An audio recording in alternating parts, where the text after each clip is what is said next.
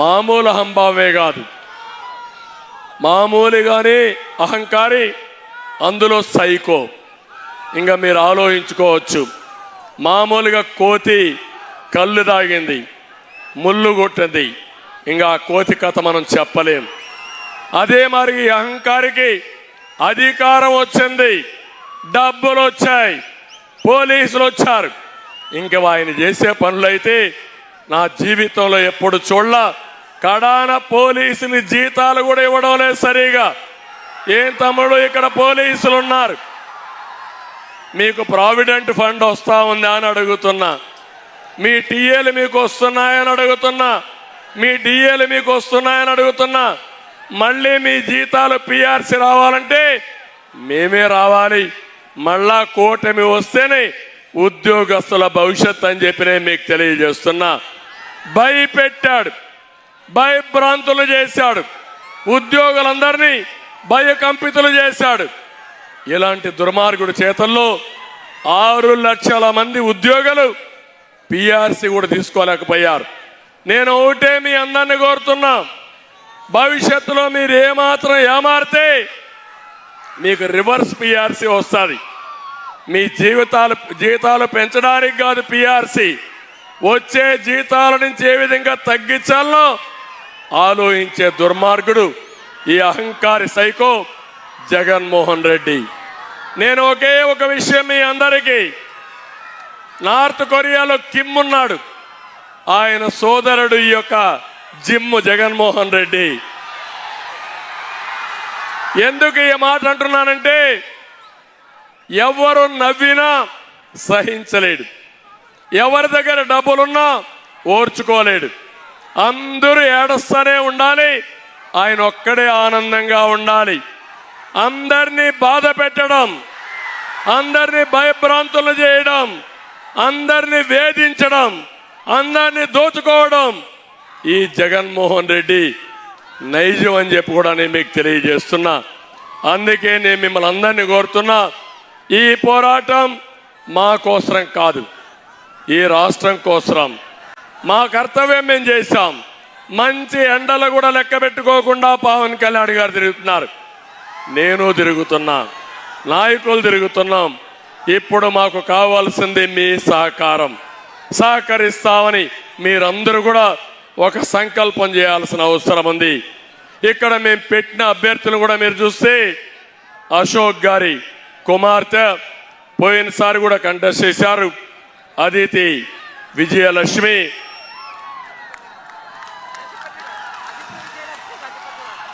అజిత విజయలక్ష్మి, గజపతి రాజు, అదితి పేరు చెప్పంగానే మీకు అందరికి గుర్తొస్తుంది.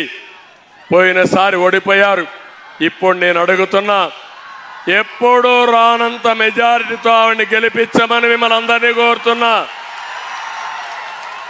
అధికారం కోసం రాలేదు, సేవాభావంతో వచ్చింది, నీతి నిజాయితీగా ఉంది. అలాంటి నాయకురాలు మీరు ఎన్నుకుంటే ఈ విజయనగరం ప్రజలకు న్యాయం జరుగుతుంది. అది మా భరోసా. నేను పవన్ కళ్యాణ్ గారు ఇద్దరం మీకు భరోసా ఇస్తున్నామని చెప్పి నేను మీకు తెలియజేస్తున్నా. రెండోది, కె అప్పలనాయుడు ఒక సాధారణమైన కార్యకర్త. ఈరోజు విజయనగరం ఎంపీగా ఇచ్చామంటే అది మా ఆలోచన విధానం. సైకో జగన్ ఎవరికి ఇస్తాడంటే, డబ్బులుండే వాళ్ళకి, లేకపోతే కాళ్ళు పట్టుకునే వాళ్ళకి, లేకపోతే ఊడిగం చేసే వాళ్ళకి ఇస్తాడు. మేము సేవ చేసే వాళ్ళకి ఇస్తాం. ఆ సేవ ప్రతిరూపం అప్పలనాయుడు అని చెప్పి నేను మీకు తెలియజేస్తున్నా. ఒక సాధారణమైన కార్యకర్త. మీ అందరూ కూడా ఆలోచించాలి, ప్రజల్లో ఒకడు విజయనగరం ప్రతిష్ట పెంచే నాయకుడిగా తయారు చేసే బాధ్యత మాదని మీ అందరికి తెలియజేస్తున్నాను. ఇక్కడ మీరు చూశారు, బొత్స కుటుంబం జిల్లాను దోచేసిన కుటుంబం, అవునా కాదా తమ్ముళ్ళు అని అడుగుతున్నా. ఎమ్మెల్యేలు వాళ్ళకి, ఎంపీలు వాళ్ళకి, మంత్రులు వాళ్ళకి. ఇది జిల్లాని ఏకసత్యాధిపత్యంగా చేయాలనుకున్నారు. ఈరోజు మేము ఆలోచించేది, ఇలాంటి సాధారణ కుటుంబంలో తీసుకొచ్చి ఒక సమర్థవంతమైన నాయకులుగా తయారు చేస్తామని చెప్పి కూడా నేను మీకు తెలియజేస్తున్నా. ఇంకో పక్క ఇక్కడికి వచ్చినప్పుడు నేను చూసినప్పుడు ఎన్ని ఇబ్బందులు ఉన్నాయో అన్ని ఇబ్బందులు మీకుండే పరిస్థితి వస్తూ ఉంది. నేను అడుగుతున్నాను, ఇక్కడ ఒక ఎమ్మెల్యే ఉన్నాడు. ఏం తమ్ముళ్ళు? ఎమ్మెల్యే వీరభద్ర స్వామి. మా తమ్ముడు చెప్తున్నాడు, అంత మునుపు బొత్స కుటుంబం దోచుకుంటే మిగిలింది ఊట్ చేయడానికి ఇతను వచ్చాడు. ఇప్పుడు అవునా కాదా అని అడుగుతున్నా. ఈరోజు ఇక్కడ చూస్తే మొన్నటి వరకు విజయసాయి రెడ్డి, ఇంకో పక్కన సుబ్బారెడ్డి. ఎవళ్ళు మీరు అడుగుతున్నారు? నేను ఉత్తరాంధ్ర పైన మీ పెత్తనం ఏంటి? మీరు ఎక్కడి నుంచి వచ్చారు? ఈ ప్రాంతాన్ని మీరు అవినీతి చేయడానికి ఎవరిచ్చారు మీకు అధికారం? ఒక్క విశాఖపట్నంలో 40,000 కోట్ల రూపాయల ఆస్తులు దొంగిలించిన దొంగలు వీళ్ళంతా.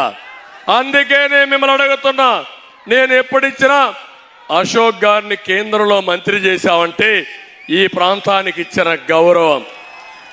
ఈ ప్రాంతం ముద్దుల బిడ్డ ఎర్రమనాయుడిని కేంద్రంలో మంత్రి చేశావంటే అది ఈ ప్రాంతం పైన మాకుండే అభిమానం. ఈరోజు మీరు చూస్తే సామాజిక న్యాయం అని చెప్పే పెద్ద మనుషులు సుబ్బారెడ్డి పెత్తనం, అంత మునుపు విజయసాయిరెడ్డి పెత్తనం, వీళ్ళకందరికీ మనం బానిసలం అని అడుగుతున్నా. ఈరోజు మీరు ఇంకో పక్కన చూస్తే ఒక సెంటు భూమి దొరికిన ఎమ్మెల్యే బినామీలు ఆలిపోతారు. ఒక అపార్ట్మెంట్ కట్టాలన్నా వాటాలు ఇవ్వాలి, ఎవరైనా లేఅవుట్లు వేయాలన్నా దానికి రేట్లు పే చేయాలి. ఇవన్నీ మీరు చూస్తూ ఉంటే ఇప్పుడు కొత్తగా ఒక చట్టం తీసుకొస్తున్నాడు. తమలో నేను అడుగుతున్నా, పట్టాదారు పాస్ పుస్తకం పైన ఎవడి ఫోటో ఉందని అడుగుతున్నా. ఎవరి ఫోటో ఉంది? జగన్ ఫోటో ఉంది, అవునా కాదా? ఎవడిచ్చాడా ఆస్తి? మీ నాన్న ఇచ్చాడా, మీ తాత ఇచ్చాడా, లేకుంటే జగన్ నాన్న ఇచ్చాడా, వాళ్ళ తాత ఇచ్చాడా అని అడుగుతున్నా. ఇప్పుడు మీ భూమి ఉంది, సర్వే రాళ్ళు వేశారు, ఎవరి ఫోటో పెట్టారని అడుగుతున్నా. ఇది న్యాయమా అని అడుగుతున్నా మిమ్మల్ని. మొన్నే మీరు చూస్తే కొత్తగా సెటిల్మెంట్ చేస్తామని ఇనాం భూలని 22A కింద పెట్టి ప్రజల్ని వేధించే పరిస్థితికి వచ్చారు. ఇప్పుడు కొత్తగా ఒక చట్టం తీసుకొస్తున్నారు, ఏపీ టైటిల్ యాక్ట్ అని. ఎలాంటి డాక్యుమెంట్స్ ఉండవు ఇంక రేపటి నుంచి.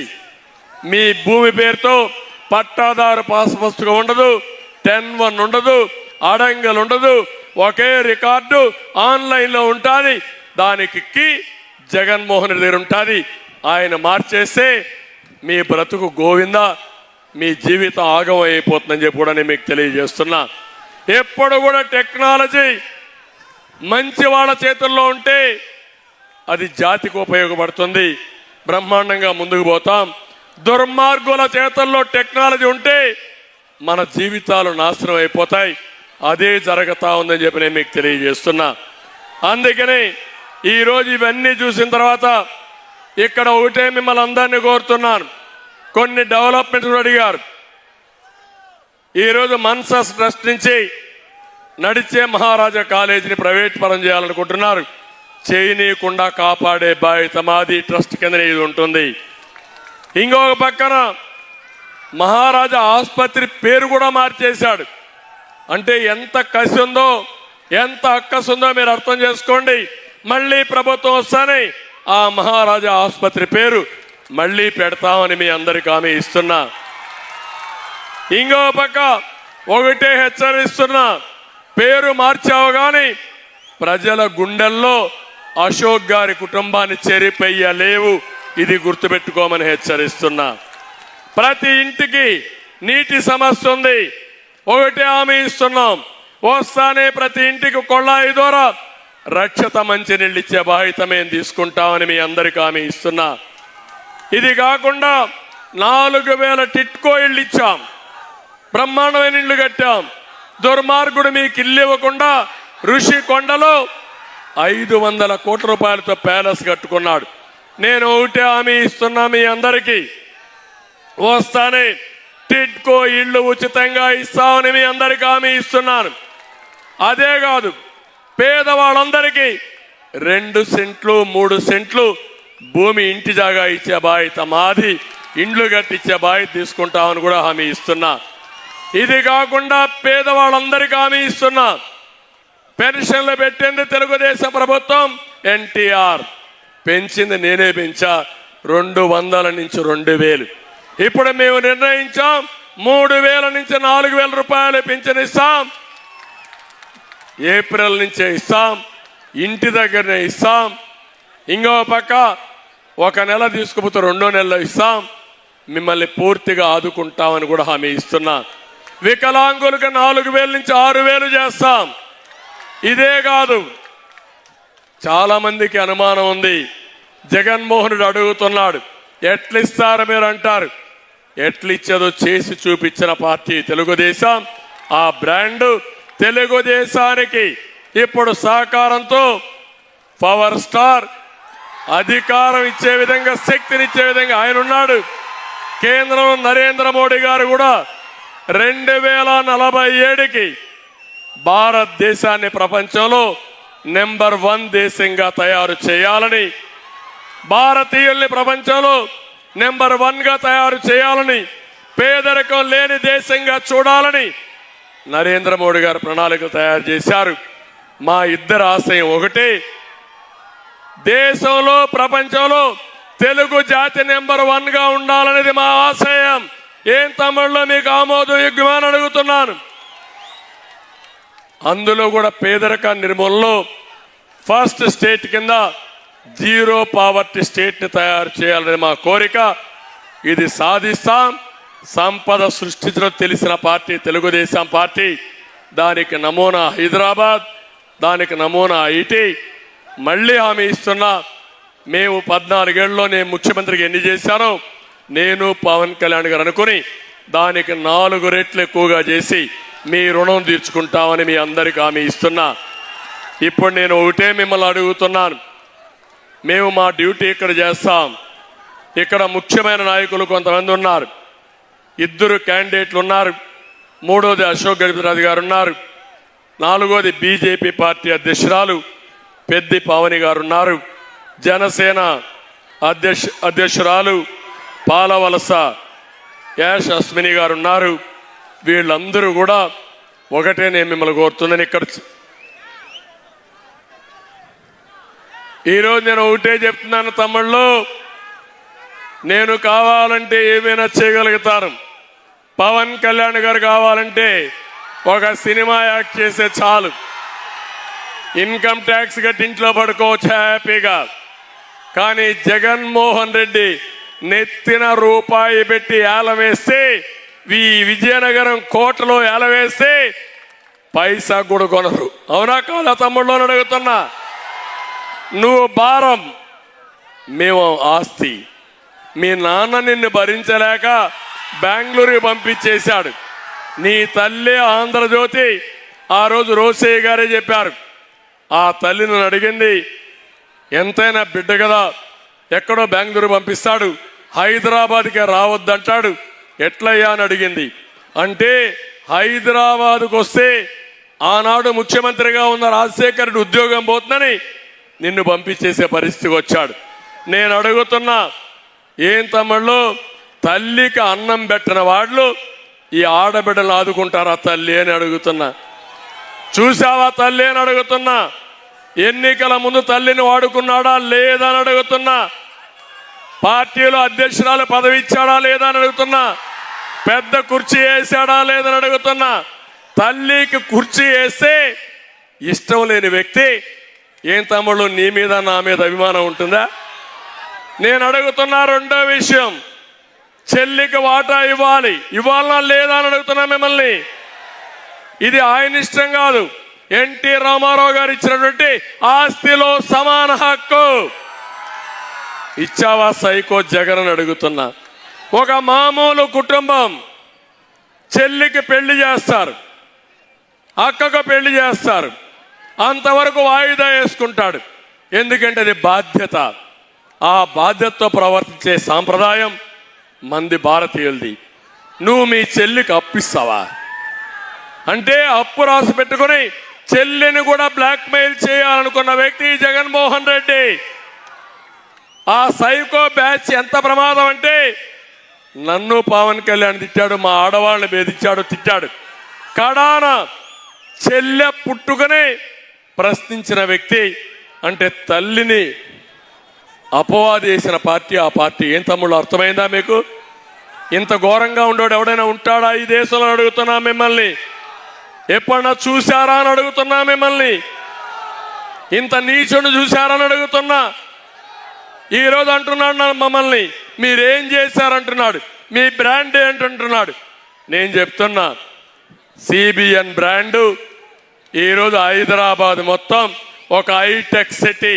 హైదరాబాద్కి పోతే ఒక ఆటో డ్రైవర్ని అడిగితే చిరస్థాయిగా చెప్తారు ఈ హైటెక్ సిటీ కట్టింది సిబిఎన్ అని. అవునా కాదా అని మిమ్మల్ని అడుగుతున్నా.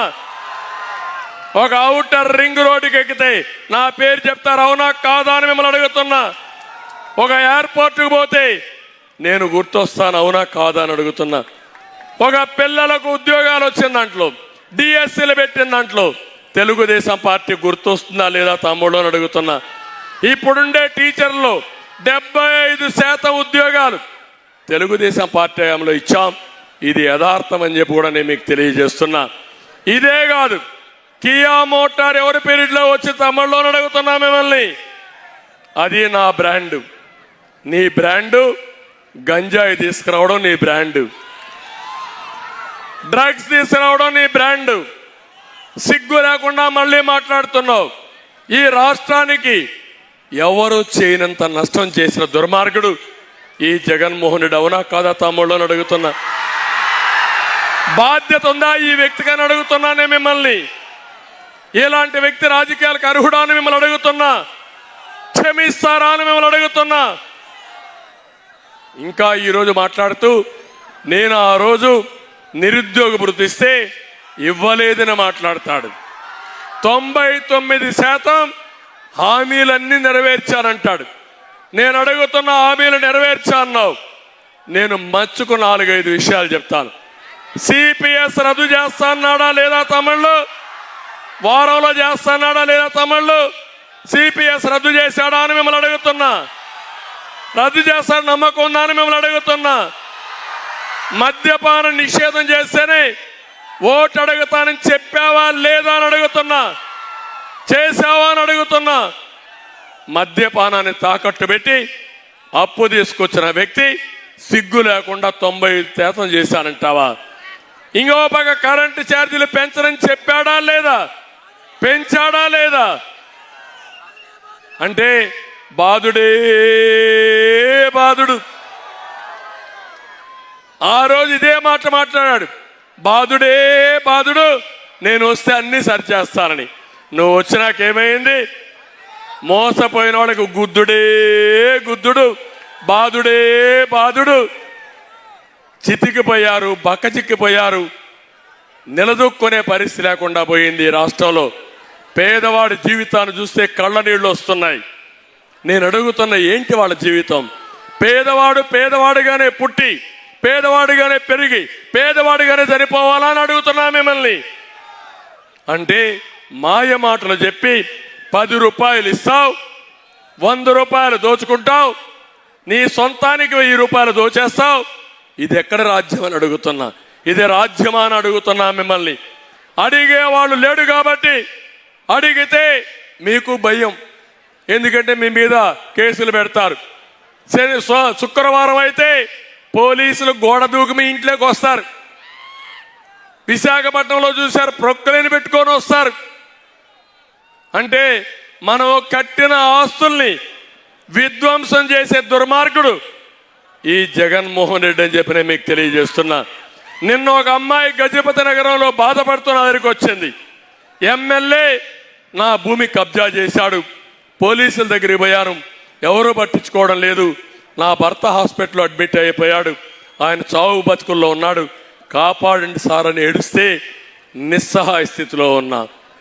ఆ రోజు దుర్యోధనుడు దుశ్శాసనం ఉపయోగించుకొని నిండు సభలో ద్రౌపదికి ఎట్లయితే అన్యాయం చేశారో ఈరోజు రాష్ట్రంలో ఉండే ఆడబిడ్డలందరికీ అన్యాయం చేసే పరిస్థితి వస్తున్నాడు. రేపు జరిగే ఎన్నికల్లో కౌరవవాద తప్పదు. ధర్మ పోరాటానికి ముందుకు పోతున్నాం. నేను ఒకే మాట చెప్పాను, ఈ సభ కౌరవ సభ, ఇక్కడ న్యాయం జరగదు. మళ్ళా క్షేత్రస్థాయికి పోతాను, ప్రజల్లో జయించి మళ్ళా గెలిచి ఈ సభను గౌరవ సభ చేసి గౌరవ సభకు వస్తానని చెప్పి బయట వచ్చాను. తమ్ముళ్ళు, ఈ విషయం మీరు గుర్తుపెట్టుకోవాలి. మీరు సిద్ధమా అని అడుగుతున్నా. ఇలాంటి ఎగ్జాంపుల్ చూసుకుంటే మేమందరం కూడా రాత్రిలో నిద్రపోని రాత్రులు. ఏంటి మాకి బాధ? దేనికోసం ఈ బాధ? ఏంటి మాకేం జరగదా అని అడుగుతున్నా మిమ్మల్ని అందరినీ. ఆయన ఇంట్లో పడుకుంటే ఆనందంగా ఉండలేడా అని అడుగుతున్నా. 2 సినిమాలు కాకపోతే 4 సినిమాలు చేసుకుంటాడు. నాకు అవసరమా ఇంత కష్టమని మిమ్మల్ని అడుగుతున్నా. కానీ ఒక పట్టుదల, ఆ పట్టుదల ఏంటంటే 40 ఏళ్ళు గౌరవించారు, ఆదరించారు. ఈరోజు మీరు కష్టాల్లో ఉన్నారు. మాలాంటి నాయకులు కూడా పారిపోతే దిక్కులేని రాష్ట్రంగా తయారవుతుందని ఎలాంటి పోరాటానికి ఆయన సిద్ధం. ఏం జరిగినా పర్వాలేదు అని ముందుకు పోయాం. తమ్ముళ్ళు, ఒక్క విషయం గుర్తుపెట్టుకోండి, పవన్ కళ్యాణ్ గారి పైన కేసులు పెట్టించుకోవడానికి పవన్ కళ్యాణ్ గారు అర్హత ఉందా అని అడుగుతున్నా. ఎందుకు కేసులు పెట్టించుకోవాలని అడుగుతున్నా. కడాన అవమానాలు. చిరంజీవి గారు కేంద్రం మెచ్చి ఆయన సినిమాల్లో చేసింది, కళామ తల్లికి చేసిన సేవలకి పద్మ విభూషణ్ ఇచ్చారు. అదే మారిగా మీరు చూస్తే డైరెక్టర్ రాజమౌళి బాహుబలి సినిమా తీశాడు, అందుకే ఆయనకు కూడా పద్మ విభూషణ్ ఇచ్చారు. అలాంటి హీరోస్ అందరిని తీసుకొచ్చి ఎంత అవమానించాడో చూశారా తమ్ముళ్ళు అని అడుగుతున్నా.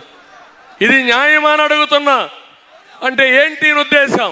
నేను వేధిస్తే ఎవడు ఈ రాష్ట్రానికి రావడానికి వీల్లేదు, రాష్ట్రంలో నోరిప్పడానికి వీల్లేదు. నోరిప్పితే నీ సినిమాలు ఆడవు, నీ ఆస్తులు ఉండవు, నిన్ను తిరగనీయం, నిన్ను జైల్లో పెడతావంటే ఇదేనా రాజ్యం అని అడుగుతున్నా మిమ్మల్ని అందరినీ. అందుకే యువతకు అడుగుతున్నా, మీకు ఒక సవాలు విసురుతున్నా. రాష్ట్రాన్ని కాపాడుకుంటారా లేదా అని మిమ్మల్ని అడుగుతున్నా.